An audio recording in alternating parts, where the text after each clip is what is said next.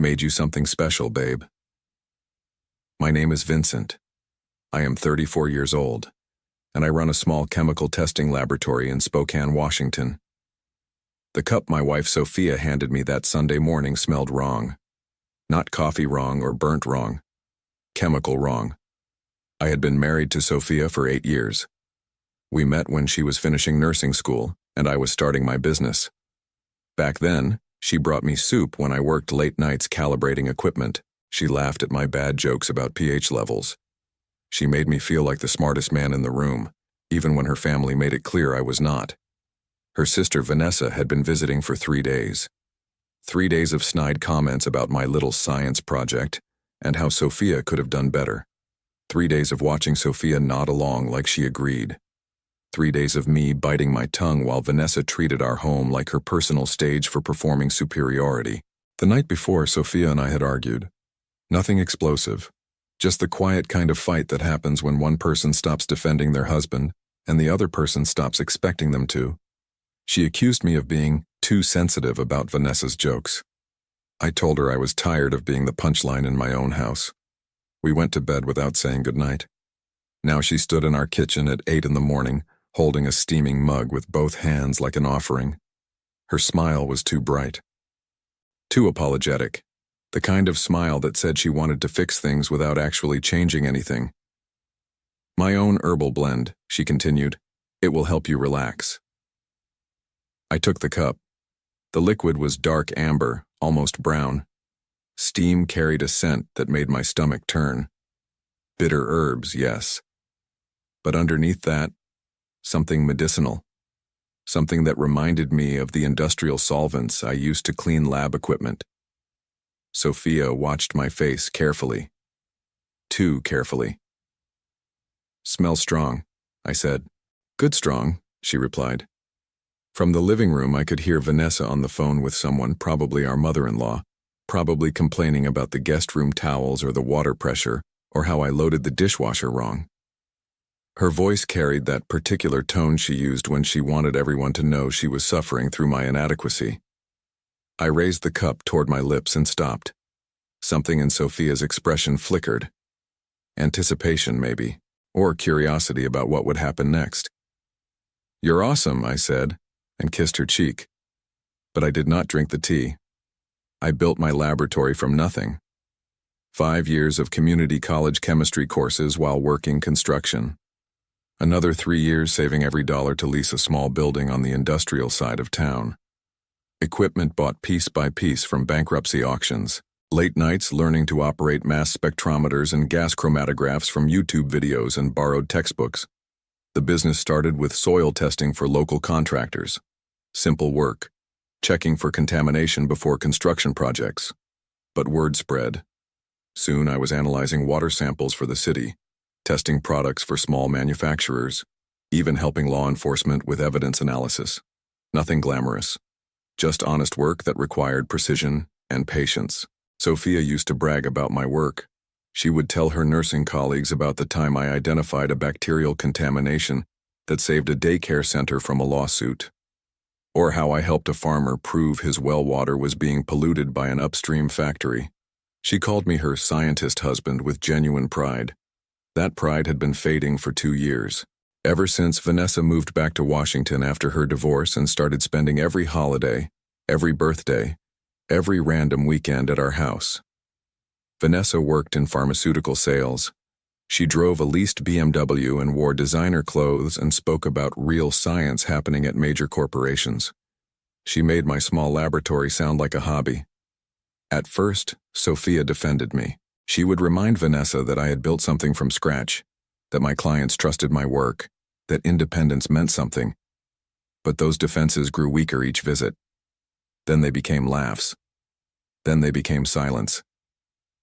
3 months ago, Sophia suggested I should consider pivoting my career. Maybe get a job at one of the big labs in Seattle. Better benefits, more stability, more respect from her family. I told her I would think about it. I thought about it plenty.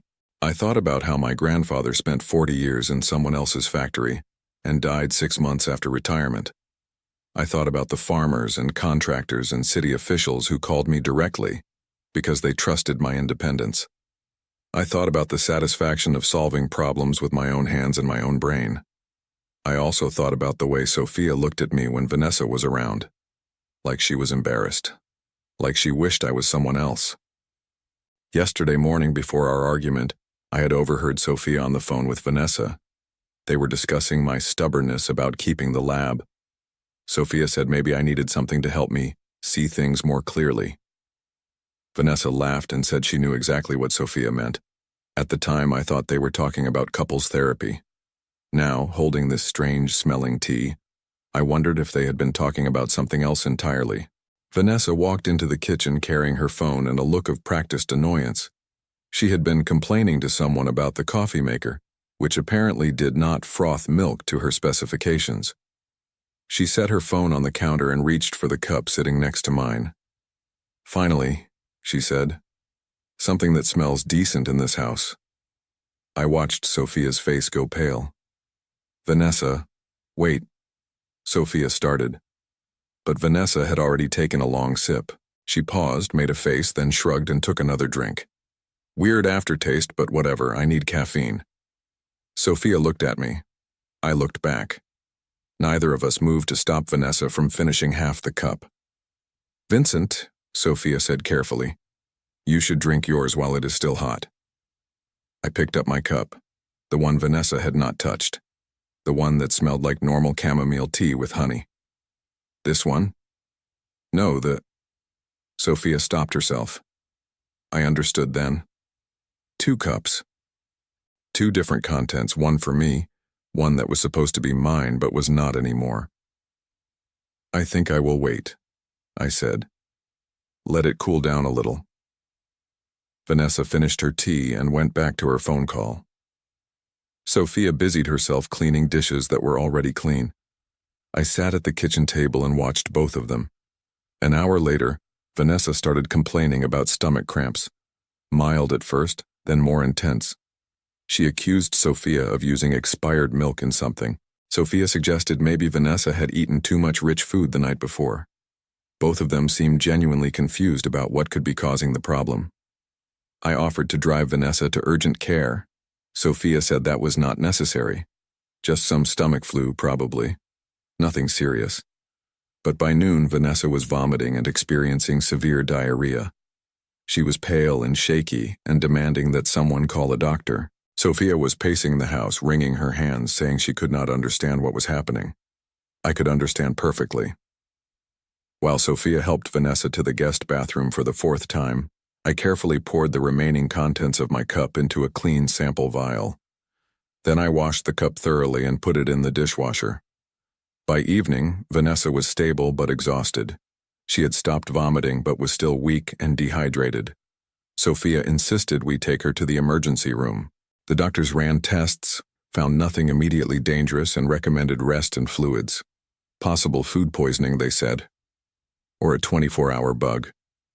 Vanessa spent the night in our guest room, groaning softly and drinking small sips of water. Sophia slept on the couch to be nearby if Vanessa needed anything. I slept in our bed, alone, thinking about the sample vial in my briefcase. Monday morning, I took that sample to my laboratory. The results came back Tuesday afternoon. Gas chromatography mass spectrometry does not lie. The tea sample contained chamomile, honey, and a concentrated extract of cassia angustifolia, senna leaf, a powerful laxative that in high doses causes severe gastrointestinal distress, dehydration, and temporary incapacitation. Someone had deliberately prepared a cup of tea designed to make the drinker violently ill. That someone was my wife. I sat in my laboratory office staring at the printout, trying to make sense of why Sophia would want to poison me. We had problems, yes. She was unhappy with my career choices. Her family looked down on me. But poisoning seemed like an extreme escalation from nagging about job applications, unless it was not about changing my mind, unless it was about something else entirely. I drove home early that day. Sophia was in the kitchen, preparing dinner like nothing had happened. Vanessa had finally felt well enough to eat solid food and was holding court at our dining table, describing her traumatic experience to someone on speakerphone. "How are you feeling?" I asked Sophia. Fine, she said. Worried about Vanessa, obviously, but fine. And how am I supposed to be feeling? She paused, wooden spoon halfway to her mouth for tasting. What do you mean? I mean, if I had drunk that tea instead of Vanessa, how would I be feeling right now? The spoon clattered against the pot. Sophia turned to face me, and I saw something I had never seen before in her eyes. Not guilt, not fear, calculation. I do not know what you are talking about, she said. Senna leaf, I said quietly. Concentrated extract, enough to cause severe symptoms for 6 to 8 hours, enough to require medical attention. Her face went completely blank. I have no idea what that is. It is what was in my tea. The tea you specifically made for me. The tea that Vanessa drank by mistake. You are being paranoid. I am being scientific. I tested the sample. I have the results. Sophia crossed her arms. You tested what sample? The tea I did not drink. The tea you watched me not drink. The tea you expected me to finish. For a moment, neither of us spoke. From the dining room, Vanessa's voice carried on about hospital bills and incompetent emergency room doctors. Even if that were true, Sophia said finally, which it is not, why would you think I would do such a thing? Because you wanted me incapacitated, sick enough to miss work for several days, sick enough to need care, sick enough to be dependent on you for something. That is insane. Is it? Because while I was supposed to be vomiting and helpless, what were you planning to do? Go through my files? Access my computer? Maybe have Vanessa help you look through my business records? Sophia's expression shifted, still denying but differently now, like someone who had been caught in a smaller lie and was trying to avoid admitting to a bigger one. I would never hurt you, she said, but you would drug me. I did not drug anyone. Then explain the senna leaf. I cannot explain something that did not happen. We stared at each other across the kitchen island. 8 years of marriage reduced to this, a laboratory test result, and 2 people who no longer trusted each other. I want you to leave, I said. This is my house too. I want you to pack a bag and stay somewhere else while I figure out what you were really trying to do.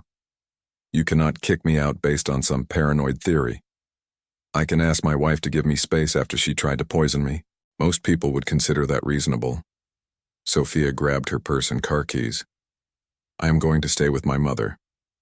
When you come to your senses, you can call me and apologize. She left without packing a bag, like she had been planning to leave anyway. Vanessa, still recovering in the guest room, called out asking where Sophia was going. I told her Sophia needed to run some errands. Vanessa accepted this explanation and went back to her phone. I spent the evening alone wondering what other surprises my wife had been planning. Wednesday morning I did something I had never done before. I searched through Sophia's personal belongings, her dresser drawers, her closet, her desk in our home office. I felt like a criminal, but I needed to understand what had been happening in my own house. In the bottom drawer of her desk, underneath old tax forms and expired warranties, I found a folder labeled Vincent Lab Information. Inside were photocopies of my business license, my insurance policies, my client contracts, and my financial statements. Documents I had never given her copies of.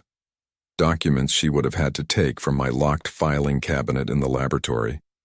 There were also printed emails, conversations between Sophia and someone named James Morrison at a company called Trelvix Analytics. The subject lines were variations of acquisition opportunity and small lab consolidation. I read every email twice. James Morrison worked in business development. His company specialized in buying small independent laboratories and incorporating them into larger networks. They offered competitive packages to lab owners who wanted to transition out of the stress of independent operation. Sophia had been providing him with detailed information about my business, client lists, revenue figures, equipment inventories, location details. She had even included photographs of my laboratory interior and copies of my most recent profit and loss statements.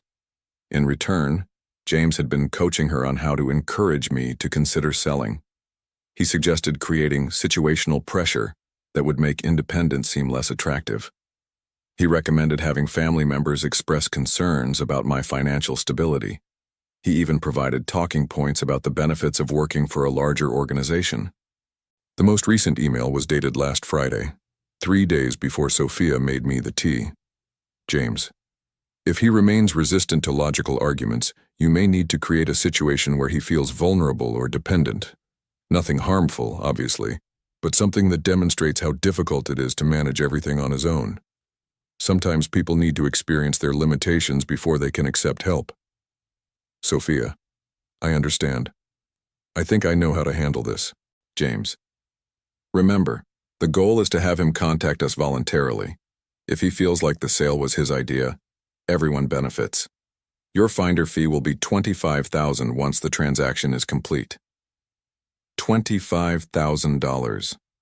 My wife had been paid to sabotage my business and manipulate me into selling. I photographed every document with my phone. Then I called my attorney, Patricia Young, and scheduled an emergency appointment for that afternoon. Patricia read through the emails and shook her head. This is corporate espionage. Possibly fraud. Definitely grounds for divorce if you want to go that route. What about the poisoning? That is harder to prove intent. She could claim the senna leaf was an accident. But combined with these emails, it establishes a pattern of deliberate harm. What should I do? Document everything. Change all your passwords and access codes. Move your important business files to a secure location. And do not let her back in the house until we sort out the legal implications. I spent Wednesday evening changing locks and passwords. I also called my 3 largest clients and warned them that someone might contact them claiming to represent my business. I did not mention Sophia by name, but I made it clear that any acquisition discussions should go through me directly. Thursday morning, Vanessa finally felt well enough to leave. She hugged me goodbye and thanked me for taking such good care of her during her food poisoning. She also mentioned that she hoped Sophia and I could work out our communication issues. I smiled and told her I was confident everything would be resolved soon. After Vanessa left, I sat in my empty house and planned what to do next. Friday morning, I called James Morrison at Trelvix Analytics. Mr. Morrison, this is Vincent Hayes. I understand you have been interested in my laboratory. There was a pause. Mr. Hayes. Yes, I have been hoping to speak with you. Your wife mentioned you might be open to discussing a potential partnership. She mentioned that, did she? She indicated you were considering your options, looking for ways to reduce the stress of independent operation. Well, she was right about the stress. Running a small business can be overwhelming, especially when you cannot trust the people closest to you. Another pause. I am sorry to hear that. Business relationships can be challenging. Personal relationships too, but I am calling because I think it is time we had a direct conversation about your interest in my company. Excellent. I would be happy to arrange a meeting. Are you available early next week? Actually, I was thinking we should meet today, this afternoon if possible. I am eager to move forward quickly. That seems rather sudden. My wife made it clear that time is a factor. Something about demonstrating my limitations and creating situational pressure. You know how these things work. The line went completely quiet. Mr. Morrison, are you still there? Yes, I am here. I think there may be some confusion about my conversations with your wife. No confusion at all. I read the emails, every one of them, including the parts about my finder fee and helping me experience my vulnerabilities. Mr. Hayes, I think you may have misunderstood. I understood perfectly. You paid my wife to sabotage my business and manipulate me into selling. You coached her on creating pressure situations. You even suggested she make me feel dependent and vulnerable. That is not exactly. The question now is whether you want to deal with me directly, or whether you would prefer to explain your business practices to the state attorney general. Corporate espionage is a serious crime in Washington. James cleared his throat. Perhaps we should discuss this in person. I think that would be wise. We arranged to meet at 2 o'clock at a coffee shop downtown. I spent the morning preparing. I printed copies of all the emails and Sophia's business records theft. I also prepared a written statement detailing the poisoning incident and its connection to the acquisition scheme. At 2 o'clock sharp, James Morrison walked into the coffee shop. He was younger than I had expected, maybe 30, wearing an expensive suit and carrying a leather briefcase. He looked nervous. "Mr. Hayes?" "Vincent, please sit down." He sat across from me and immediately started talking. "I want to clarify that Trellvix Analytics operates completely within legal boundaries. We acquire businesses through legitimate negotiations. We do not engage in industrial espionage or encourage illegal activities." "Interesting, because I have documentation suggesting otherwise." I slid a folder across the table. James opened it and read for several minutes. His face grew paler with each page. "These emails were taken out of context," he said finally. "Which context makes corporate espionage legal? We never instructed your wife to break any laws. You instructed her to steal my business records and manipulate me into a vulnerable state. In most jurisdictions, that qualifies as fraud and conspiracy." James closed the folder. "What do you want?" "I want you to stay away from my business. I want you to cease all contact with my wife. And I want you to understand that if I hear about Trellvix targeting any other small lab owners in this region, I will make sure the appropriate authorities know about your methods." "And in return?" "In return, I do not file criminal charges today." James stood up. "This conversation never happened. On the contrary, this conversation is why nothing else will happen." He left without saying goodbye. Monday morning, Sophia came home. She walked into our kitchen like she had never left, poured herself coffee, and sat at the table where she had tried to poison me 8 days earlier. "I think we need to talk," she said. "I think we already talked enough." I placed the folder of emails on the table between us. Sophia glanced at it but did not touch it. "Those are private communications," she said, "between you and James Morrison, about selling my business for $25,000. She opened the folder and flipped through the pages. No surprise on her face, no shame, just calculation. "You went through my personal belongings. You went through my business files. You photographed my laboratory. You copied my client contracts. You stole 8 years of my work and tried to sell it to strangers. I was trying to help you. By poisoning me? I never poisoned anyone. Senna leaf extract, concentrated enough to cause severe gastrointestinal distress, designed to make me sick and dependent and vulnerable, just like James suggested." Sophia closed the folder. "You cannot prove intent. I can prove conspiracy, corporate espionage, theft of business documents, and attempted assault with a dangerous substance. No prosecutor would take that case. Maybe not, but the state licensing board would be very interested.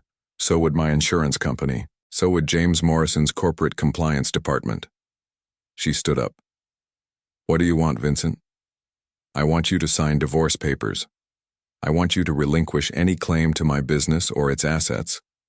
I want you to move out permanently. And if I refuse, then I file criminal charges and civil lawsuits and make sure everyone in this industry knows what Trellvix Analytics does to small business owners." Sophia walked to the window and stared out at our backyard. 8 years of marriage. 2 years of planning my destruction. 10 minutes of consequences. I need time to find a place to live. You have until Friday. That is not enough time. It was enough time for you to plan destroying my life. It should be enough time to plan rebuilding yours. Sophia moved out on Thursday. She took her clothes, her books, and her car. She left everything else, including the coffee maker that had never frothed milk to Vanessa's specifications. I signed the divorce papers the following month. Sophia did not contest anything. No alimony, no property division, no ongoing obligations.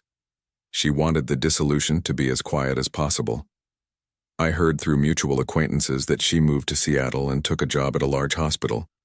Corporate nursing, benefits and stability and respect from people who did not know about her side businesses. James Morrison sent me a formal letter stating that Trellvix Analytics would not pursue any acquisition opportunities in Eastern Washington. He also included a check for $25,000 with a note saying it represented previously paid consultation fees that were being returned due to services not rendered. I deposited the check and used the money to upgrade my mass spectrometer. 6 months later, my business was stronger than ever.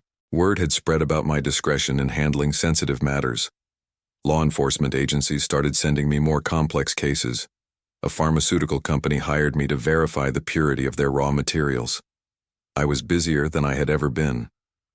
On a quiet Sunday morning in March, I made myself coffee and sat in my kitchen, the same kitchen where Sophia had handed me poisoned tea and smiled like she was doing me a favor, the same table where I had confronted her with the evidence of her betrayal.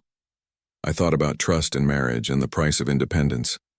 I thought about how close I had come to drinking that tea, and how differently everything might have ended. But mostly I thought about how good it felt to wake up in a house where no one was planning to destroy me. Sometimes the best revenge is simply refusing to be a victim.